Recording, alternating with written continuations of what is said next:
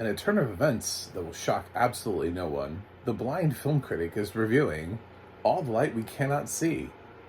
Look at that. Of course I am. Yeah, I'm a stereotype myself. So this is All the Light We Cannot See, Season 1, Episode 1. I'm even going to break it up into episodes. There are 4 episodes of this. I probably could binge watch it, but I'm going to try to break it up. It's currently on Netflix with audio description, and it's based on the best-selling novel. And its protagonist is blind. So there you go. So I have thoughts. And perhaps they're slightly more relevant than when I have thoughts about other things. I don't know. You can decide on that, but that's up to you. You're here. You click the button, or you click subscribe, or you I don't know, left your YouTube running too long, and now you're like running over to your TV, and you're like, no, not him. Whatever it is, whatever the situation is, you're here now. So let's talk about it. This did have a nationwide casting call to find the actress to play Marie LeBlanc. And they found an actress, not an actress actually, just they found a PhD student by the name of Arya who had never acted before. It's gotta suck if you were one of the actors and actresses who had been working to be beaten out by somebody with no prior acting experience. But they found somebody who, I don't know her level of blindness. I know that, I just understand that she has, she at least falls under the I don't know, the blanket somehow. She uses the cane. She is a disability advocate herself. And now she gets to star in a Netflix series that, I don't know, would probably be up for Emmy consideration. Although, this series was a lot better than I thought it was going to be. Like, on paper, this series should not be good. I'm just going to be honest with you. This series should not be good on paper. I know it's not what you want to hear. I know that's not what the blind community wants me to say. It's a best-selling book, but there's one glaring problem here. I don't know why the fuck this is directed by Shawn Levy. I don't know. I do not know. There's nothing on Shawn Levy's resume to suggest that he was the appropriate directing choice for this. He's done, I don't know, Cheaper by the Dozen, the original one with Steve Martin. He's done Just Married with Ashton Kutcher and Brittany Murphy. He's done a couple of the Night at the Museums, the Ben Stiller ones. You know, he did The Adam Project with Ryan Reynolds. This is Shawn Levy. This is what he does. That's what he does. Not this. He doesn't do serious World War II dramas about a blind woman and a Nazi code breaker, I guess, falling in love over the radio. I don't know what's happening, but based on the first episode, that's where I guess we're headed here. So we have basically 2 leads. We have Marie, who is held up and Frank style in an attic somewhere, although she's got a radio and she keeps broadcasting on this certain frequency. I believe it's 1310. They said it enough times in the episode that I actually think I remembered that. And then we have Werner, who is he's a likable Nazi. He's just is the warm, fuzzy kind.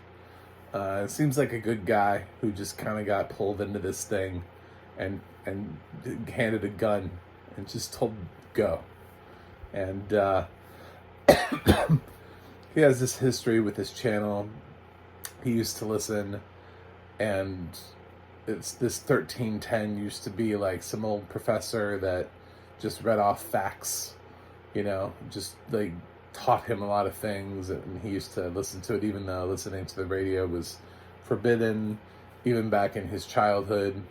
It's weird to live in these places where you can't do anything and they're all punishable by death. If you move, it's punishable by death. So he's very talented with radios. We see a flashback to his childhood. of him being able to put together a radio supposedly from just scrap. He just builds a radio. So he's like a prodigy. And he needs to be, because they keep dropping bombs. And he has to kind of forage to get the radio together, because he's addicted to crack.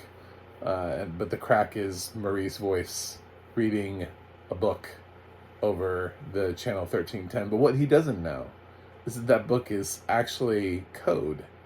Is that by her jumping around in the book, she supposedly is reading code to American soldiers about locations. And we find this out through Hugh Laurie's 5 seconds in the first episode. He's like, "Hello, I'm Hugh Laurie. I'm here to give you information. Thank you, I'm leaving now." And that's about the extent of Hugh Laurie in the first episode. "I was House. I've made a lot of money. I don't really need to be here, but I make the project seem more important by being here. I will leave. Leave me alone now. This made me $1 million. And then he leaves. Mark Ruffalo is in this too. I'll get to that. I promise you I'm going to get to the Mark Ruffalo. So yeah. We get the back and forth, and then we get some flashbacks to Marie's childhood, of her learning blindness. And that's where some of the stuff got kind of cute, and I was kind of like, oh my god. Her dad like built a model of the city for her to be able to feel. Remember, this is back in like World War II, so we didn't have little AI cameras to hold up anywhere. She does have Braille. She has Braille books. So I mean, she's not like, this is not like the caveman era, where if somebody's blind and they have like no accessibility to any sort of resources. So she has a white cane. She has some stuff going on for her, but not the technology that we would have nowadays. Definitely no audio description for anything for her. But this show has audio description, so there's something. She gets to sort of feel the city, and her dad goes over with it and takes her hand and sort of shows her like the direction and explains to her where everything is, using this model of the city, which I thought was actually pretty cool. I was like, this is commitment. I couldn't even imagine if I had been a child and my parents had built like a model of the massive town that I live in. Actually, I should say massive metro area of over 1 million people that I live in. So you're like, this is where you walk, and then down this street, and then, oh my god, don't walk this, and just like, it's ridiculous. But luckily back then, these were simpler days, so the model, I guess, was easier.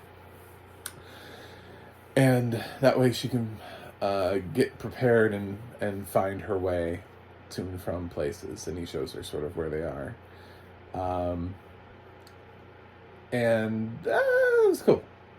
He runs a museum. In that museum, there's a rock.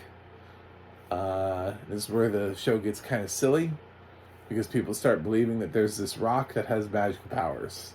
And when he said it in passing, I was kind of like, I hope this doesn't become a big thing. And then by the end of the episode, I was like, fuck me. All right. So it does become a big thing. So, yeah, there's a rock that supposedly, if you possess it, it grants you immortality.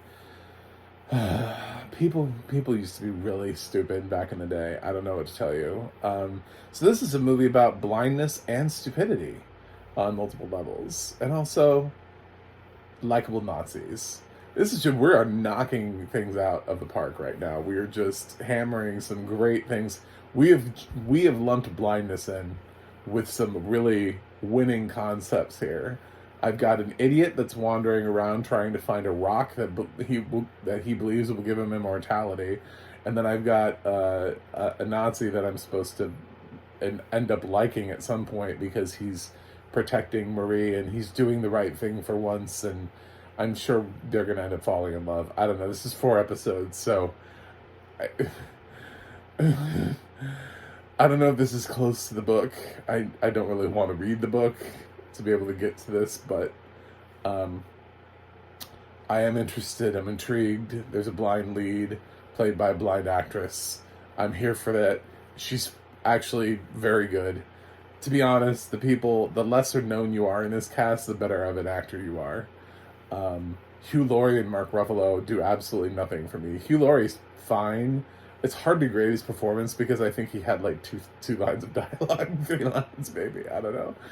He's in the first episode for like literally like maybe 60 seconds. It was the shortest like Hugh Laurie moment of all time. But Mark Ruffalo's in it a little bit more. I don't know what accent he's trying to do here. Not really sure what country he thinks he's from. I'd love to have that conversation. I'd love to find out. I want to hear his process as to how he came about to this accent. Like, where did somebody help him? Was that person fired? Did they bring somebody else in, and then that person tried to move the accent to somewhere else, and he was just stuck in this sort of... It's a very bizarre accent. It's one of those things where you can kind of tell. It's definitely not Mark Ruffalo's natural accent. And I'm not saying that... I'm saying that because I know what Mark Ruffalo sounds like, that it throws me. You know, there are plenty of British actors that come over here to America and they do American accents, and their American accents are really solid. And then there have been American people who have done accents in other countries, and I have not been so immediately appalled by them, or thrown by their ability to do another accent. And I don't know what Mark Ruffalo is trying to do here. He's one of my favorite actors, but this is kind of a weird, baffling performance for me. I'm not... He doesn't really even sound like the other people around him, so I don't really know where his accent's supposed to be from. Maybe we'll learn he's not really from the town in which he currently resides, but he's actually from, I don't know, Belgium? I don't know. I don't know where his accent is from. Hungary? I don't know, somewhere else. I'd be like, I traveled here from Moldova. So, yeah. And maybe I have no idea. We'll find out, I'm sure, in the next 3 episodes. But if it turns out that he's born and raised France, we have problems. Yes, this is it's a very weird thing. It's a bit of a mixed bag, which is exactly what I would expect from Shawn Levy, directing out of his genre. This is not the genre that Shawn Levy should be directing. Sure, he's directed a couple episodes of Stranger Things, so he's had some dramatic weight in Stranger Things, but he's also had sci-fi horror elements in Stranger Things that he's had to deal with. So this is a World War II drama. I don't know why Shawn Levy is the director. I can't wrap my head around why Shawn Levy would be directing this. Of all of the directors they could have possibly chosen, there's nothing on his resume to suggest that he is the right director for this project. So, first episode is okay. Arya, who plays Marie, is fantastic for somebody with so little acting experience. It's amazing. I actually really liked Werner. So the lesser, like I said, the lesser known, the better. The first episode does end on a cliffhanger, so this is where not binge watching actually allows you to sit in the moment of a cliffhanger. It's a shitty cliffhanger because you know if that cliffhanger held, like, where would we go for the next 3 episodes? It's one of those cliffhangers where you're like, yeah, sure, But at least I can sit in it for a few minutes. So there's that. Audio description wise, yeah, it's not a typical voice I'm used to. It's doing the narration team here, obviously, I'm sure felt a really interesting sort of pressure, which was knowing that because there is a blind lead here, that the blind community was going to be scrutinizing like multiple things, not just the quality of the audio description, but also looking at how this character is portrayed, how the actress is handling the role. What is it that they're doing with the character? Is it representing our community in such a way that is somehow detrimental to, you know, do we have like another Daredevil problem where people are going to be like, oh my god, I had no idea that you guys could do that as blind people? It's like, yeah, we all have secret Daredevil abilities we didn't want you to know about. Surprise. I just tap my cane and I can radar see around the room. It's my superpower now. I have that. I can do that. Shh, don't tell anybody. So, I don't know. It's, you want to make sure that you're represented correctly and that the performance is authentic. And like I said, I think this girl's the best thing in the show right now. So I'm not going to criticize her. And I thought the audio description just helped to highlight the fact that she was using certain parts of the performance. Like tapping the white cane. As somebody who walks around with, I'll say I walk around with colors on my cane. So, okay, I'm one of those people. I like to be fun. But so, the white tip cane thing, yeah, I know that's really important. And, I understand his purpose in life, and I'm glad that was pointed out, that she had a white tip cane in the audio description, even though we can now put color on our cane if we want. But that'll start like a whole new debate in the blind community. But it's there. She uses a white cane. So anyway, I'll check out the next 3 episodes and we'll see where this series goes.